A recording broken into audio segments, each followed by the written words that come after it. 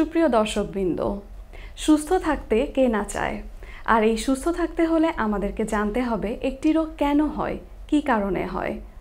আর এর জন্যই আমাদের বৈশাখী টিভির স্বাস্থ্য বিষয়ক নিয়মিত আয়োজন বৈশাখী হেলথ। সবাইকে স্বাগত জানাচ্ছি আমাদের আজকের পর্বে। আমরা আজকে একটি গুরুত্বপূর্ণ বিষয় নিয়ে আলোচনা করব, আর তা হলো ফ্যাটি লিভার।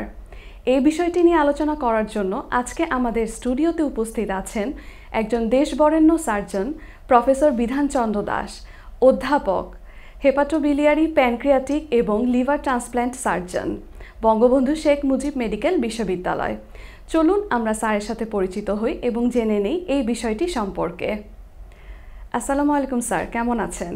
হ্যাঁ, ভালো আছি, অনেক ধন্যবাদ আমাকে এই টিভিতে ইনভাইট করার জন্য। বৈশাখী টিভিকে আমি ধন্যবাদ জানাচ্ছি এবং যারা টিভি দেখছেন, আমাদের কথা শুনছেন, তাদেরকেও আমি ধন্যবাদ জানাচ্ছি। আজকে একটা গুরুত্বপূর্ণ বিষয় নিয়ে আলোচনা হবে, মনোযোগ দিয়ে শোনার জন্য আহ্বান জানাচ্ছি। ধন্যবাদ স্যার। স্যার, আমরা তো ফ্যাটি লিভার সম্পর্কে কম বেশি সবাই একটু শুনে থাকি। আপনি যদি স্যার এটা একটু বিস্তারিত বলতেন যে ফ্যাটি লিভার আসলে কি? ফ্যাটি লিভারের মধ্যে নর্মাল একটা পরিমাণ ফ্যাট থাকে, যেটাকে আমরা 5%, টোটাল লিভারের যে ওয়েট, ওই ওয়েটের 5% যদি থাকে সেইটা হচ্ছে নর্মাল।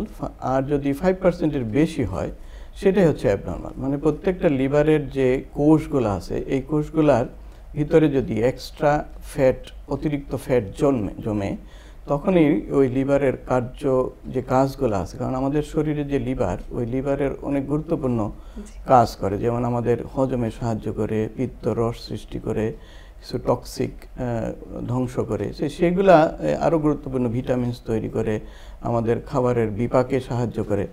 ফ্যাটি লিভার যদি ফ্যাট বেশি হয় তাহলে ওই কাজগুলো ব্যাহত হয়। সেজন্য ফ্যাটি লিভার খুবই গুরুত্বপূর্ণ এবং বলা হয় যে এই ফ্যাটি লিভারটা এখন নীরব ঘাতক হিসাবে শুধু বাংলাদেশে না, সারা বিশ্বে এই সমস্যাটা নিয়ে মানুষ চিন্তিত আছে। স্যার, তাহলে কি কি লক্ষণ দেখা দিতে পারে? একজন রোগী কিভাবে বুঝবেন যে তিনি আসলে ফ্যাটি লিভার এই রোগটিতে ভুগছেন?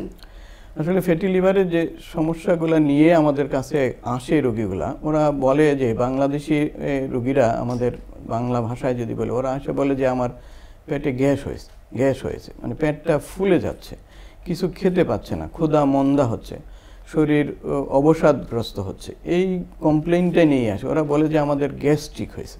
কিন্তু আসলে গ্যাস্ট্রিক যে ব্যাপারটা, গ্যাস্ট্রিকে তখন এগুলা নিয়ে তখন রোগীরা যখন ডাক্তারের কাছে যায় বা ওষুধ এর যে ফার্মেসি আছে, ওই ফার্মেসিতে যায়, তখন ওরা গ্যাস্ট্রিকের ওষুধ, আমাদের যে বরাবর যে গ্যাস্ট্রিকের যে ওষুধগুলো আছে সেগুলো ওরা ওষুধ দিয়ে দেয়।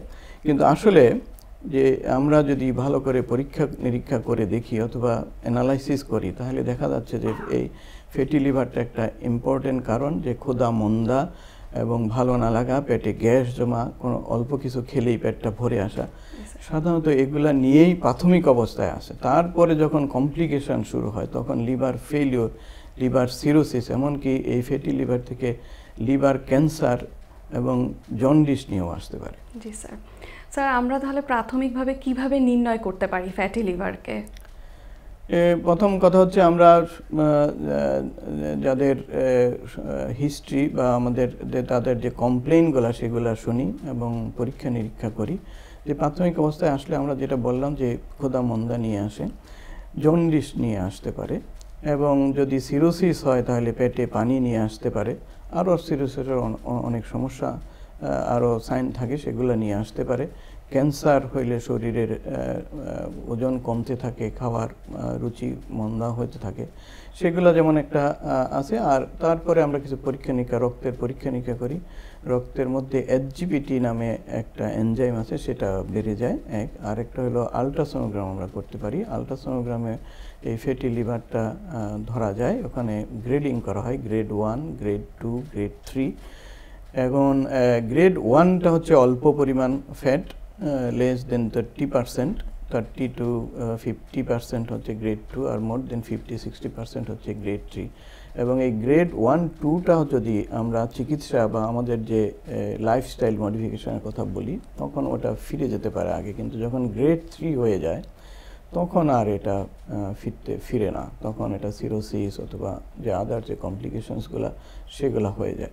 তাহলে আলট্রাসোনোগ্রাম একটা হচ্ছে ফাইব্রোস্ক্যান নামে একটা ইম্পর্টেন্ট পরীক্ষা আছে, সেটা দিয়েও আমরা ফ্যাটি লিভার করতে পারি। আর ইদানিং আমাদের আমি যেহেতু সার্জন, গল ব্লাডার অপারেশন করি, পিত্তথলির পাথর, তা আমাদের যেটা দেখা যাচ্ছে যে পিত্তথলির পাথর যারা নিয়ে ভুগে তাদের ফ্যাটি লিভার অনেক হতে পারে, কারণ পিত্তথলির পাথরের যে কারণগুলা সেগুলোও ফ্যাটি লিভারের কারণগুলোর মধ্যে সংযুক্ত থাকে। তো সেই জন্য আমরা গত বছর 1 বছর ধরে আমাদের 52টা রোগী আমরা লিভার বায়োপসি করেছি, কারণ লিভার বায়োপসি একটা important way of detecting fatty liver.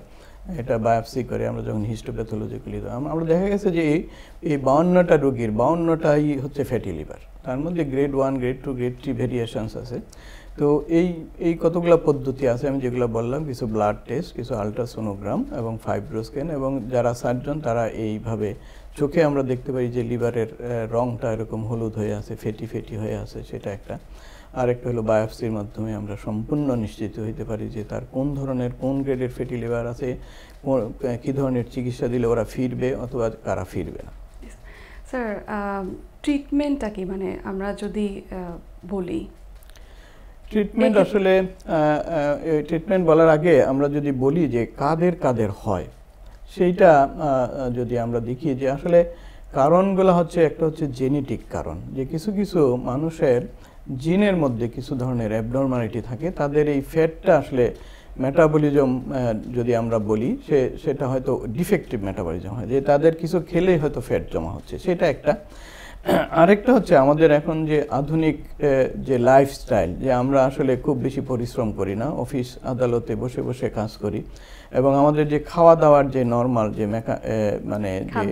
খাদ্যাভ্যাস, যেটা যে আগে আমরা যেরকম সবজি বা আগের যে মানুষেরা সবজি পছন্দ করতো, মাছ মাংস বা পোলাও বিরিয়ানি, এগুলার খুব বেশি একটা বালাই ছিল না, অথবা বার্গার খাওয়া, এগুলা আমাদের যদি এই পোলাও বিরিয়ানি যে আমরা খাচ্ছি অথবা ভাত বেশি করে খাচ্ছি, সেগুলোর থেকে কিন্তু ফ্যাটি লিভার হতে পারে। আরেকটা হচ্ছে আমাদের বাচ্চারাও কিন্তু ফ্যাটি লিভার নিয়ে ভুগতেছে, এই জন্য কারণ আমরা যদি দেখি একটা স্কুল কলেজে বাচ্চারা যাচ্ছে, কিন্তু ওই স্কুল কলেজে খেলাধুলার কোনো মাঠ নাই, হ্যাঁ, ওর একটা বিল্ডিং, ওর মধ্যে যাচ্ছে, ও পড়াশোনা করে আসছে, কিন্তু তাদের ফিজিক্যাল অ্যাক্টিভিটিস হচ্ছে না। তো সেটা একটা হলো যে আমরা খাচ্ছি ফাস্ট ফুড, আমরা খাচ্ছি ভাত বেশি, আমরা কাজ করছি না। এই যে আমাদের যে লাইফস্টাইল একটা মারাত্মকভাবে আমাদের এই ফ্যাটি লিভার হওয়ার জন্য দায়ী। তো চিকিৎসা যদি আমরা করতে যাই তাহলে এই দিকটার দিকে বেশি নজর দিতে হবে। যেমন আমাদের খাদ্যাভ্যাস পরিবর্তন করতে, আমরা বলি যে কম করে ভাত, বেশি করে সবজি, এইটা একটা খুব গুরুত্বপূর্ণ বিষয়। আর একটা হলো পোলাও বিরিয়ানি বার্গার, যেগুলো চিজ জাতীয় খাবার, সেগুলা না খাওয়াই ভালো, না বা কম খেতে হবে। আর আমরা যদি খাই তাহলে আমাদেরকে সেটাকে খরচ করতে হবে, তার এক্সপেন্ডিচার যেটা এক্সারসাইজের মাধ্যমে অথবা কায়িক পরিশ্রমের মাধ্যমে সেগুলো করতে হবে। আর যারা বয়স্ক মানুষ, আমরা আরও দেখেছি যারা বয়স বাড়লে কিন্তু ফ্যাটি লিভারের যে চান্স সেটা বাড়ে। ডায়াবেটিস যাদের আছে তাদের ফ্যাটি লিভারের চান্স আছে। সেজন্য আমরা বলি যে অন্তত বাচ্চারা তো খেলাধুলা করবেই, বাচ্চাদের খেলাধুলা প্রতিদিনের 1 ঘন্টা 1.5 ঘন্টা 2 ঘন্টার যে খেলাধুলার যে ব্যাপারটা সেটা করবে। বয়স্ক মানুষেরাও কমপক্ষে 45 মিনিট থেকে 1 ঘন্টা হাঁটবে, ব্যায়াম করতে হবে। ব্যায়াম যারা পারে যারা ব্যায়াম করবে, যাদের সামর্থ্য অনুসারে, কিন্তু নড়াচড়াগুলা করতে হবে। যদি এগুলা করে তাহলে হচ্ছে এই ফ্যাটি লিভার কমবে। আর কিছু সামান্য ওষুধ আছে যেগুলো এখনও গবেষণা পর্যায়ে আছে, সেগুলা আমরা দিই চর্বি কমানোর জন্য, ফ্যাটি লিভার কমানোর জন্য। সেগুলা খুব বেশি ইফেক্টিভ না যদি না আমরা লাইফস্টাইল আমরা পরিবর্তন করি এবং ব্যায়াম না করি, হাঁটাহাঁটি করি। ধন্যবাদ স্যার আপনাকে অনেক, আপনি আপনার এত মূল্যবান সময় থেকে আমাদেরকে সময় দেবার জন্যে। সুপ্রিয় দর্শক, আমরা অনুষ্ঠানে একদম শেষ পর্যায়ে চলে এসেছি। আজকের মতো আমরা বিদায় নিচ্ছি। আগামী পর্বে আপনাদের সামনে হাজির হয়ে যাব নতুন কোনো আলোচনা নিয়ে, নতুন কোনো অতিথির সঙ্গে। সে পর্যন্ত সুস্থ থাকুন, ভালো থাকুন, বৈশাখী টিভি সঙ্গেই থাকুন। আল্লাহ হাফেজ।